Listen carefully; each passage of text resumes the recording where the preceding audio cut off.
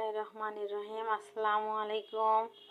আজকে আমি রান্না করব চিংড়ি মাছ আলু দিয়ে ভাজি। এখানে আমি নিয়েছি কড়াইতে আলু, ধনিয়া পাতা, এর সাথে এখন আমি দিয়ে দেব চিংড়ি মাছ।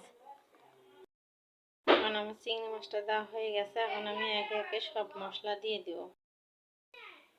এখানে দিয়ে দিচ্ছি কাঁচামরিচ,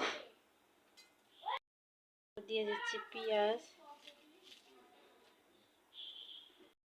পরিমাণ মতো লবণ, জিরার গুঁড়া পরিমাণ মতো, হলুদ গুঁড়া, সয়াবিন তেল,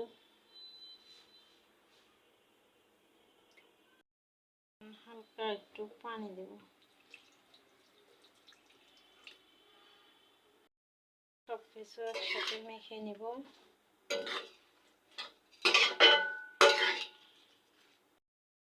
হয়ে গেল, আমি এখন এইটা ঢেকে জাল করব।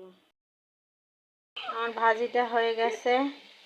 ইচ্ছা হলে আপনারা এভাবে চিংড়ি মাছ ভেজে খেতে পারেন, খুব টেস্টি হয়। আচ্ছা, আমার রান্না এখানেই শেষ। আসসালামু আলাইকুম।